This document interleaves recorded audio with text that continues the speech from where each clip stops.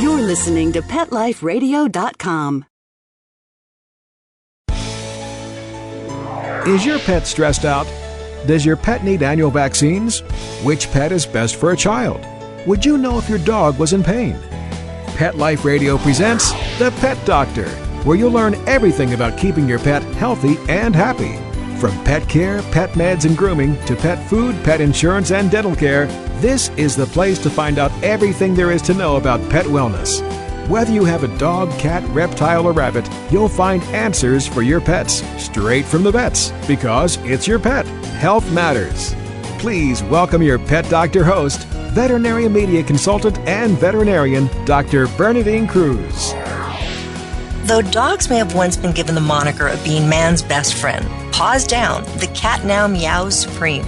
In 2007, a study by the American Veterinary Medical Association estimated there were 81.7 million owned cats in the United States. That was 40 million more cat paws than dog paws padding around our home. If you're a bit math challenged, there are 10 million more cats than dogs sharing our beds and gracing our couches with their fur. Many urban legends abound concerning cats, their behavior, their nutritional and medical needs. The Catalyst program was formed in 2008 to make it perfectly clear that cats make awesome pets and to improve the care and welfare of these furry members of our family. My guest today is Dr. Jane Brunt. She is the Executive Director of the Catalyst Council. Dr. Brunt is one of the leading feline practitioners in the United States. She owns 2 cat-exclusive veterinary hospitals in Maryland. And if you couldn't tell, she's a true ailurophile, an ardent lover of cats. We'll discuss the Catalyst program, learn how to enhance the lives of cats that share our homes, discover which American cities have been rated as being the top 10 cat-friendly cities, and how to find a great veterinarian for your kitty. And the all-important question, how do you get your cat in that carrier? We'll be right back after this short message. Please have a seat in the waiting room. The doctor will be with you shortly, right after these messages.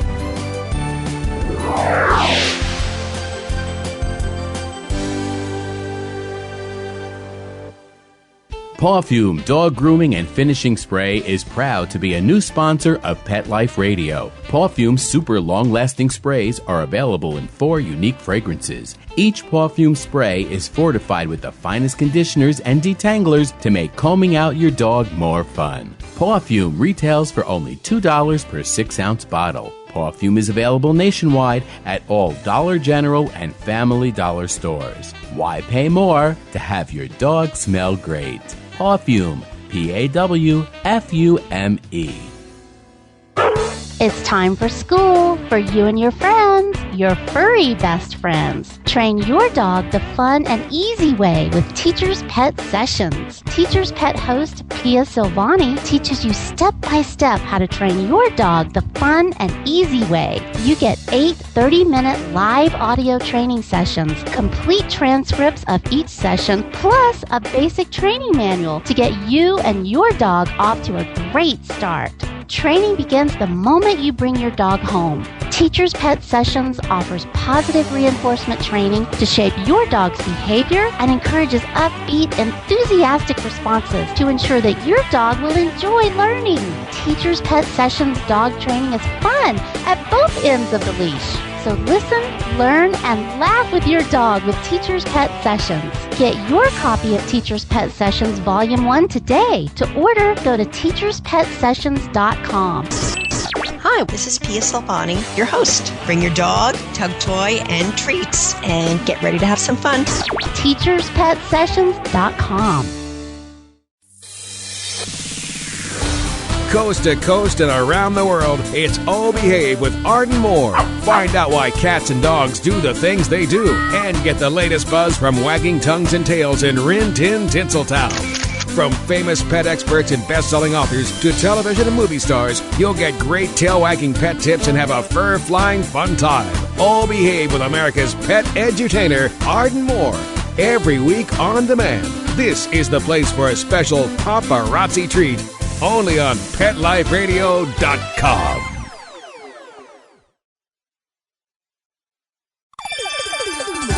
Let's Talk Pets on PetLifeRadio.com. Welcome back to the Pet Doctor on Pet Life Radio with Dr. Bernadine Cruz. The doctor is in, and we'll see you now. Dr. Brunt, thank you so much for being with us today. I have a new kitten myself, and I am enjoying the heck out of her. Oh, aren't they wonderful, Bernadine? It's great what they bring to our lives. They really do. I've found I've turned off the TV. I don't need it any longer. I just watched this baby scurry through the house, traumatizing my two older cats. I wanted to talk to you about that also. And it is just seeing her investigate, explore, learn, and grow, and eat me out of house and home. I'm amazed at how much these babies eat. Oh, well, they're growing, and they do have to. They're burning a lot of calories now and growing by leaps and bounds. So good that you're doing that. I know a question that oftentimes people will ask, and I myself will ask this question naively. Looking at the various foods that are on the market, yes, you see all these various kitten foods, and then they have foods that are supposedly adequate for all lifestyles. Do you really need to feed a kitten food? We know that kittens have certain needs with regard to their protein requirements and their energy calorie requirements. So really the companies that put a lot of the research into developmental stages and providing for the needs of each life stage is really something that people should consider. So yes, we do recommend having life stage food and a good quality food for kittens as they're growing. And that's going to be a good trick, trying to keep the kitten out of the adult food and the adults out of the kitten food. We can't but try. It can be a challenge, and you know, you've got to go with the flow, and if they get into it, they get into it, and you just try and be mindful of that. Having meal times in that situation might help a lot, because then you could more monitor what they're being offered. Great idea. Now, Catalyst program. I love the way that it's spelled, CAT, big letters, and then ALYST. What does it stand for? Who is this group? Well, if you think about your days in maybe chemistry, Bernadine, that catalyst is something that creates change. And in a chemical reaction or in a worldwide situation, catalysts are people or events or things that cause change to happen. And really with the situation with cats now, you mentioned that cats outnumber dogs. Owned cats outnumber dogs by at least 10 million in the United States alone. And we know that they're more popular, America's number one companion, yet we also know that their health care is declining. We know that from between 2001 and 2006, that veterinary care for cats went down by 11%. So that's why, in the face of declining health care with increasing numbers, we decided to form the Catalyst Council. Now, I might add also that in the shelter world, with the increasing numbers of cat relinquishments all across the United States, it's very, very hard often to place cats in homes. So combining shelter efforts and veterinary efforts, we really see a need for promoting cats and promoting cats to get into good homes. Dr. Brunt, do you have any idea why the amount of care that cats were getting, even before we had this economic downturn, why it occurred? Well, there's lots of speculation, and if you think about the cat in general, what are the barriers to it going to the veterinarian? It can be hard to get into the carrier, like you mentioned. Sometimes they don't always take to car rides, and they're fearful. So those are some of the reasons. The other thing is that people often think that cats are independent and not in need of health care, that they seem to be just fine by themselves. And what we know about cats is really that they are independent, but they're just really pretty good at hiding their signs of being sick. So people often don't recognize that they do need health care until problems are quite advanced. So those are a couple of the reasons. I totally agree with you, because when a kitty is healthy, a cat is healthy, it eats, it sleeps, it poops, runs around a little bit, and when it's ill, it seems to eat and sleep and poop and run around a little bit and doesn't tell you about it. What are some of the common signs that someone could look for if they are trying to figure out, is my cat healthy or maybe in need of that veterinary attention? Oh, that's a really great question, because the common signs often aren't very common or visible at all. Sometimes just a decrease in their activity, the cat's sleeping more. People don't recognize that. It's very hard to know that your cat is sleeping 12 hours a day instead of 8. And in fact, that could be a signal of arthritic changes in the cat.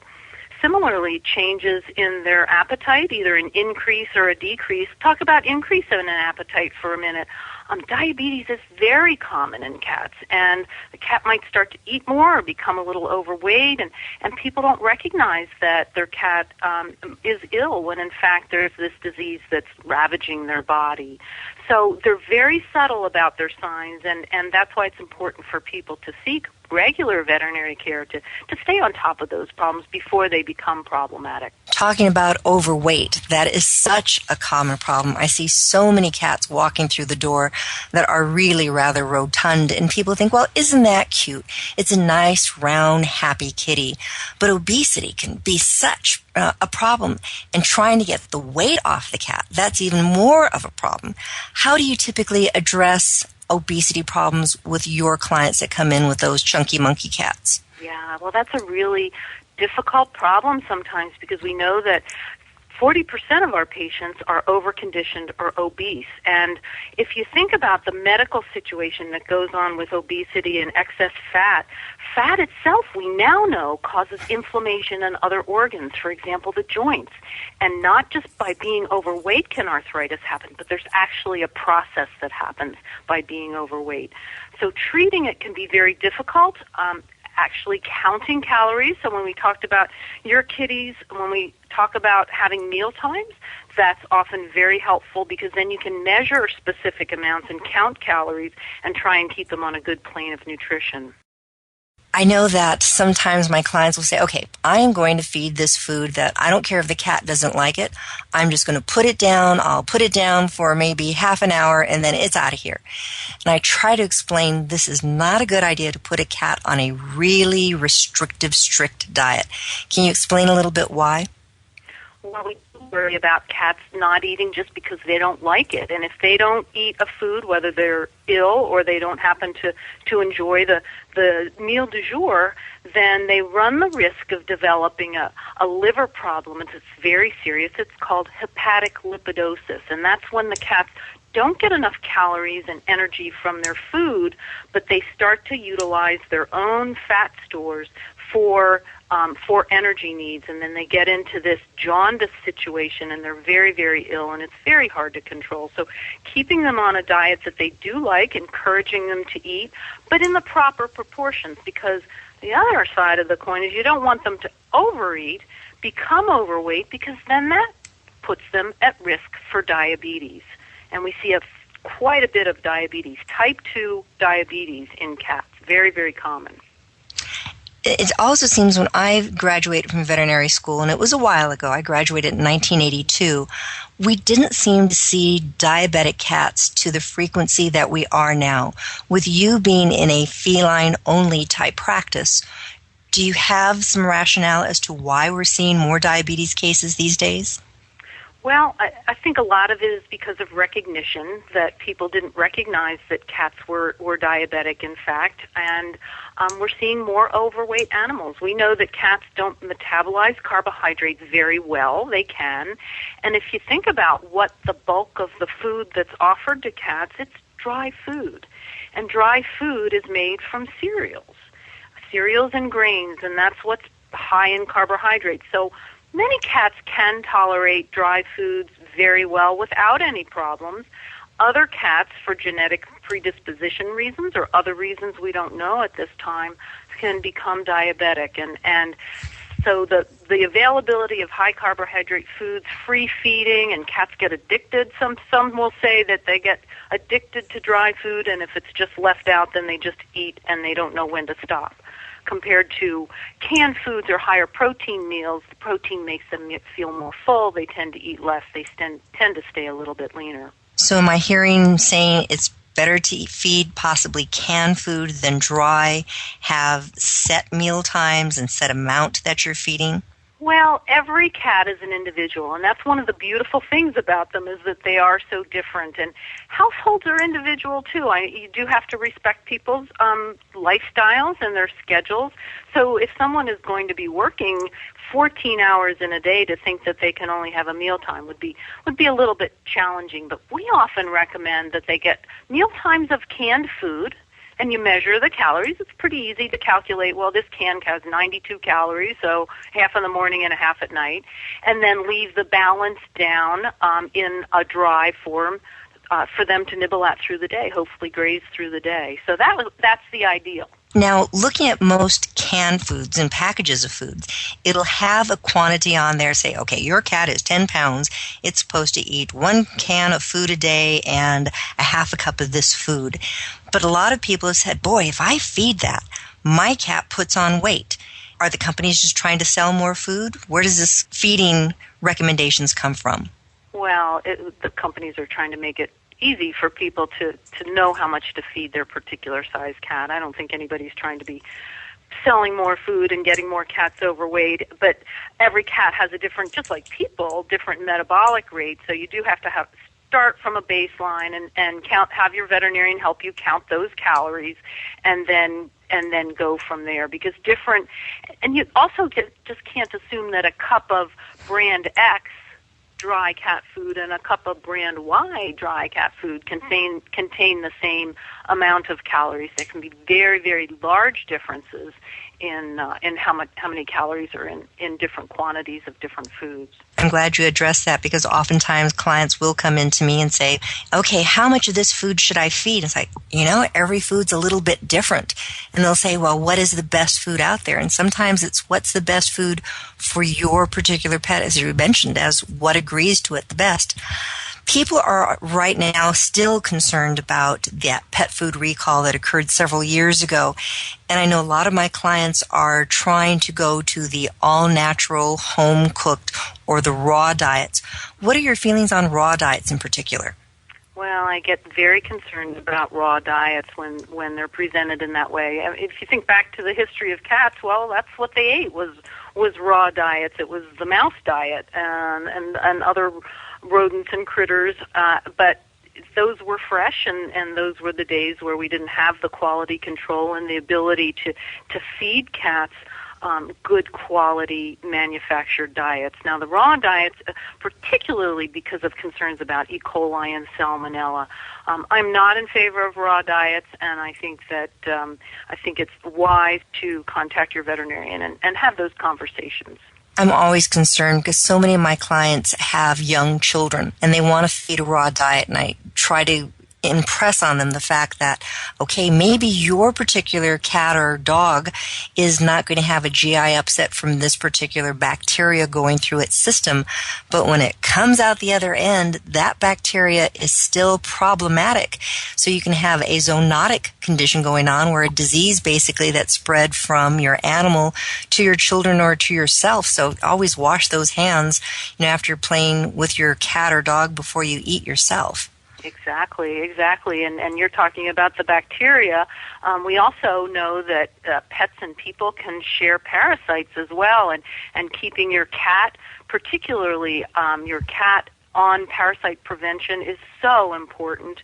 There are parasite medications now that you can just give monthly and apply topically that control roundworms and hookworms, and we know that children can be affected by roundworms and as heartworms as well. Heartworms are spread by mosquitoes. Cats don't have to go outside to get exposed to mosquitoes, so having your cat on preventative is helpful for your cat and helpful for your family. But if someone, and that's a situation I run into, let me see what you have to say about this.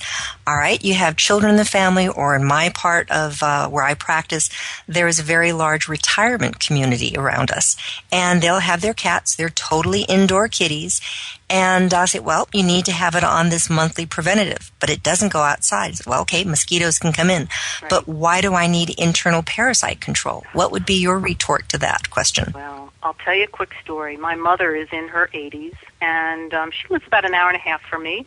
I went up one time, visited with her, and had a laugh because here was her cat doing the scooting, when they drag their behind across the carpet. Preferably in front of neighbors and friends, yes. Right between her bed and her bathroom in her bedroom, right across the carpet. So I thought, well, maybe I should just check a stool sample on her cat. She doesn't go outside, but I should probably do that. Well, don't you know, she has roundworms. Oh, my goodness. Here she had been carrying them for years. Now, there's a question as to, she was supposed to be getting her preventative medication, and my father at the time may not have been as compliant as we would like. But here she had roundworms, and my cat doesn't go out. My mother was at risk because her cat does the scooting on the floor, and she could have gotten roundworms. I was horrified. It happens even in the best of families. This is Dr. Bernadine Cruz. Right now we're speaking with Dr. Jane Brunt. She is the Executive Director of the Catalyst Program. We've been talking about cat health, and we'll be right back after this short break to talk about more ways to keep your kitty healthy. We'll be right back. Please have a seat in the waiting room. The doctor will be with you shortly, right after these messages.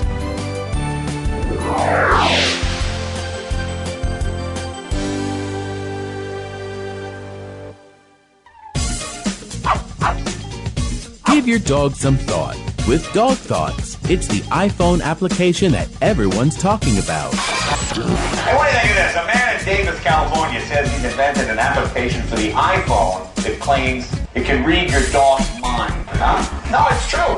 Now, I read about it on my cat's Twitter page. That's why.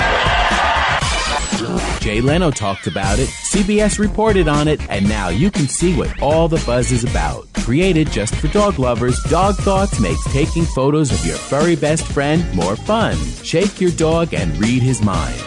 On your iPhone, of course. Take a pic of your pup, shake your phone, and watch as his thoughts appear on the screen. Does he have a bone to pick with you, or is he having a tail-wagging day? Get your Dog Thoughts iPhone app today. Just 99 cents. Go to PetLifeRadioPromotions.com. That's PetLifeRadioPromotions.com.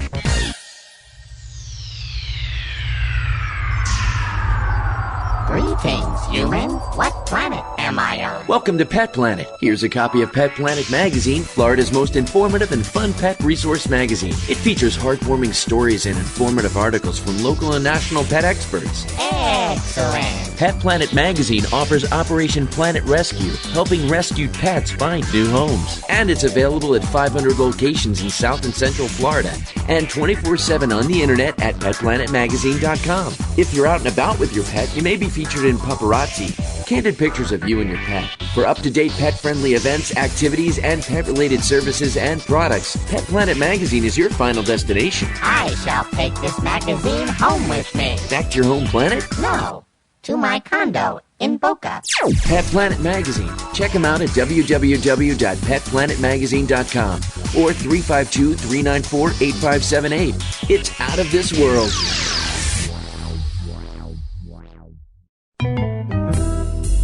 Want to know what cats like to eat for breakfast? Mice Krispies, of course. Learn everything there is to know about cats on Cat-titude with your host, Tom Dock. Each week, we'll spotlight a cool cat breed, give up-to-date advice on cat health, and check out spiffy new cat products. So curl up on the couch every week for a perfectly enjoyable time on Cat-titude. Every week on demand, only on PetLifeRadio.com.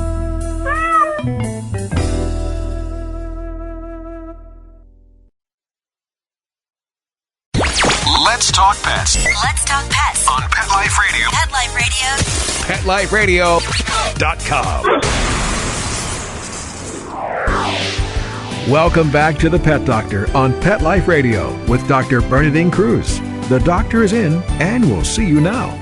Dr. Brunt, you're just giving me some great information that I can use when I'm talking to my own clients and also trying to convince my own cats that, yes, you don't have to have food available 24/7. You were talking a little bit about arthritis and obesity. That is such a concern because people so many times will think that, oh, my kitty's just getting older and that's why it's moving around more slowly. Many times they're wanting to give it aspirin or they're wanting to give it things like glucosamine, chondroitin sulfate, or some of their own dog's medication. What are your feelings about giving things like aspirin or dog medications to a cat? Oh, you have to be very, very careful. We know that cats are not small dogs, And there are many medications that dogs can take that are absolutely not safe for cats. And another thing that people sometimes think is if I just give a little bit of children's Tylenol, it should be okay for my cat. And in fact, that's very, very deadly. So you want to avoid having any medications for dogs or people administered to your cat without your veterinarian's impact and influence, because what we can do, there are certain anti-inflammatories that have been approved for use in cats. There are other medications that can help their joint surfaces, but actually have your veterinarian look and see, because taking the x-rays, knowing where the problems are where you're going to be able to best help your cat. But you're right, they slow down and people just don't recognize it. It's not like a dog where they're going for a walk on a leash and you suddenly notice that, gee, he's favoring that left front. With cats, they're just laying around more, and people, it's very, very hard to notice that. What are some of the medications that can be used for cats that a veterinarian would recommend, would prescribe? Well, there is a non-steroidal anti-inflammatory drug that's been used in the UK and in Britain, and now is used here in the United States. That can be used orally off-label. It is available as an injectable, and that will act as sort of like a Celebrex type of drug without those kinds of side effects. You do have to watch for kidney side effects. You mentioned using glucosamines, and the combination glucosamine and chondroitin sulfate supplements given on a daily basis will help over time as well. We also like to use the omega-3 fatty acids, and those are fish oil supplements that you can get for cats, and the omega-3s actually act as an anti-inflammatory as well. So often we'll use a combination of things to help inflammation at different stages and at different places in the body. And then there are always the use, if you have to, with cortisone injections or cortisone orally. And occasionally an aspirin at a dose that a cat can tolerate, talk to your veterinarian, is something that we might consider in certain situations. Well, this is great education. I know that's one of the things that the Catalyst program is trying to do, is to educate cat owners of, what is out there to keep your cat in as good a condition as long as possible. And I loved where they just came up with the top 10 cat-friendly cities in the United States. What were the parameters for the top 10 cities? Oh, we had so much fun with that. Well, we started with the top 25 U.S. markets, and then we surveyed all of them and got some data from the Census Bureau and the American Veterinary Medical Association. We were looking at, of course, numbers of cats and cats per capita, the number of veterinarians who worked with cats, members of the American Association of Feline Practitioners and American Veterinary Medical Association members, American Animal Hospital Association member hospitals. We looked at some shelter data, what shelters were in those cities, and some of the ordinances that they had that were cat-friendly. We actually even gave extra credit if the mayor owned a cat.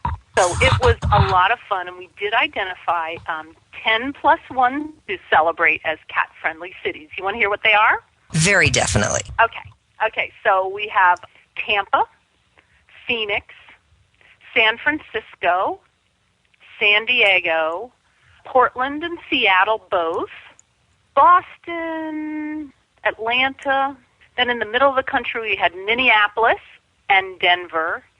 And for honorable mention, Ithaca, New York, because that's where the Cornell Feline Health Center is.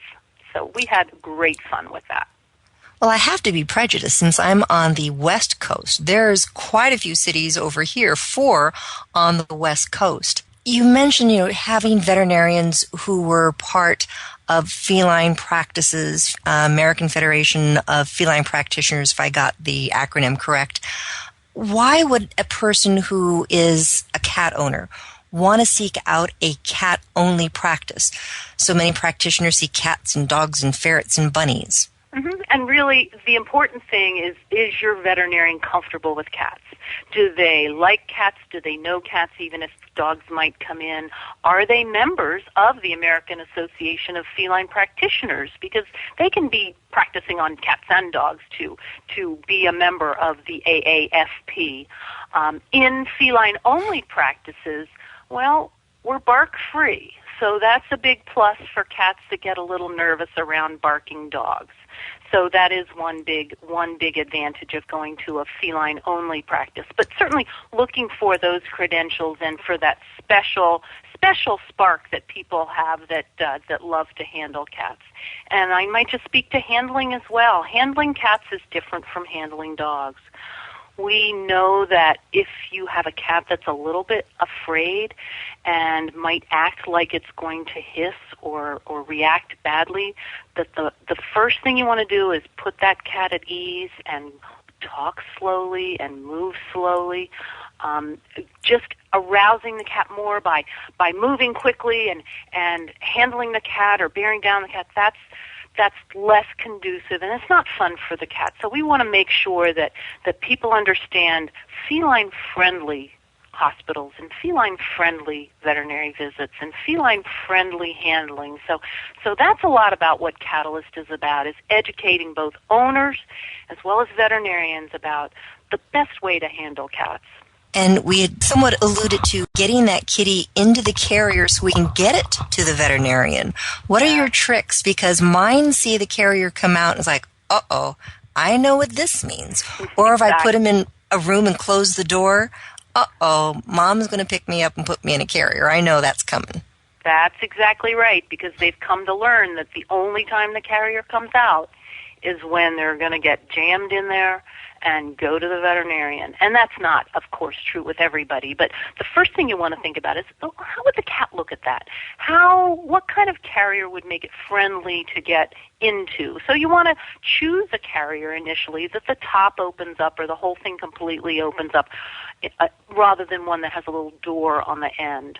So a friendly carrier, and then leaving it out. Have it be part of the furniture. Have it be a place that the cat can be comfortable going to. I keep my carriers out under a table in my family room, and so that they're always there.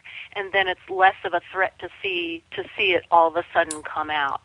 The other thing that's important is to condition them to going in and coming out of the carrier, even when you're not going anywhere. So if you can start when they're a little kitten, just to have the carrier around, let them spend a little time in there, positive reward with the treat, and open the carrier, close the carrier, put it in the car, don't go anywhere, bring it back out, and just all of that conditioning where they have positive feedback and positive interactions. Then you can gradually start the car and increase the time in the car, drive around, and eventually they get used to the travel. It's not a threat because they're already used to it and nothing bad happened. Sounds like a lot of work, but it sounds like it's really worth it in the long run, because now your kitty is saying, oh, it's nothing different. You know, I've been in this little box before. It's really not all that bad. Exactly, and it can be very, very quick. My own older cat was car sick when I adopted him as an adult, and really it took only about 3 or 4 times of the increasing time in the carrier and then in the car, and he never gets car sick anymore. He doesn't cry on the way, and it's getting them used to it, because when they're not used to something, they get fearful, and that's when that whole thing starts, where they get aroused and they don't like to do it the next time. And so many people will still do this, and my practice is on a very busy street. They will put it in their arms, maybe wrap it in a towel, keep it in the car that way. Maybe somebody is driving along with them, and they'll hold on to the cat. And then they walk from their car to my front door with a cat in a blanket or just in their arms, and it drives me crazy, because all you need is to slam on the brakes, and then you have your airbags go off, or the kitty gets scared and gets out of your arms and is now running down the street and could easily get smooshed. Yes, that worries us tremendously. So cats in carriers, belt the carrier in on the back seat, and that is the safest, easiest way for the cat, for you, for everybody. So cats in carriers, and just get them used to it. I absolutely agree with that, Bernadine. And then also wearing that identification at all times, too. Clients will come in with their kitties not having any identification on them, saying, oh, it's an indoor cat. It never gets out. And it's like, Remember that time last week when all of a sudden you came in with the groceries and the kitty scooted out, or it had been seeing the bird outside, or in my part of the world, earthquakes, fires, floods. Things can happen. Your kitty gets outside. Oh, sure, and workmen come in and they don't realize it, and before you know it, the cat's scooted out of the door. So identification is important. Collars and tags let people know from a distance if your cat does get out that it's owned. Also, permanent identification in case they slip out of their collar and tags. And if they're rescued when they go to the shelter, all the shelters and all the animal controls now and veterinarians, we all scan for a microchip. And that's permanent ID that can reunite you with your lost cat. There's a quick story that I have from Seattle, actually, one of the top 10 cat-friendly cities. Man was moving for his job from Seattle to Tucson, and he was packing up, and his cat, RV, the cat was named, escaped from his house.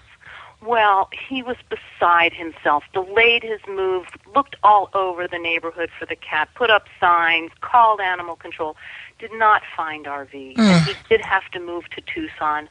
Well, 8 months later, a cat is presented to the King County Animal Control, scanned for a microchip. It was RV. After oh, my 8 goodness. She was found. He was reunited with her. Happy ending. So more people need to be aware of the benefits of permanent identification, the microchipping. Absolutely. Bringing up cats and going to shelters, I know that in the month of June, that was Adopt a Cat Month, telling people go to the shelter, adopt cats. Any idea how many cats every year end up in a shelter? Oh, it's mind-boggling. What we do know is that, by and large, 70% of all cats that go into shelters are euthanized. And it's a horrible statistic. It's a horrible statistic to think that 3 out of every 4 cats that come into a shelter are put to sleep and only 1 gets into a home. So there is a lot of support for making sure that cats are spayed and neutered, making sure that cats are adopted into loving homes, and trying to increase awareness about the problem with cats and the overpopulation. Do you know that many shelters, even in various areas, have to import dogs to meet up with the dog adoption demand?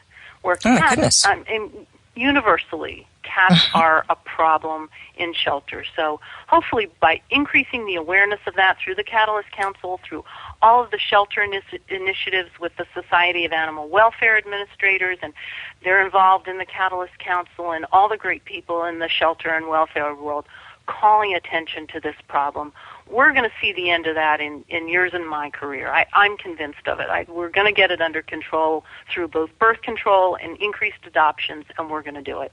So all cats should be neutered, male, female? Well, you have the breed cats and the owned cats that people show and breed, and certainly it wouldn't be appropriate to discontinue those wonderful breeds. There's some terrific personality breeds, and the Cat Fancy Association does a great job at identifying the different personalities if people are interested in specific breeds. And for example, we know that a couple of the breeds tend to be hypoallergenic for many people. That's one of the reasons that people give up their cats, because one of their family members they found has become allergic to their cat. So there are some breeds that do have less of the feline antigen, we call it FELD1, that causes people to become allergic. I know, I'm a veterinarian. I'm allergic to cats and dogs. Most of the time I'm doing okay with cats. All of mine are little domestic short hairs, but if I get around a Siamese, they drive my allergies crazy. And a very good girlfriend of mine, she can't handle domestic short hairs, but she owns a Siamese and does just wonderfully. So everyone is so different. So true with cats as well. So many different individuals. And at shelters, are you basically just going to be finding the domestic short hair, the alley cat, so to speak? Well, so there are lots of different short hairs, long hairs, mixed breeds of cats in the UK. In Britain, they call them moggy cats, M-O-G-G-I-K-E, and I think that's adorable. And purebreds cats that appear to be purebreds do crop up there periodically. Siamese are very have very obvious features, as do some of the other cats. But you've probably seen the gray cat that comes in, and the owners think that it's a Russian blue, and it may very well be. So we don't quite have all that genetic testing for cats down like we do for dogs, but we'll get there. They'll have that wisdom test one of these days soon, I hope, for kitties, because I like to know. I have the gray cat, and I tell people, well, she could be a Russian blue, but I have a feeling she's just a little gray domestic short hair. The Catalyst program, I appreciate you chatting about it today.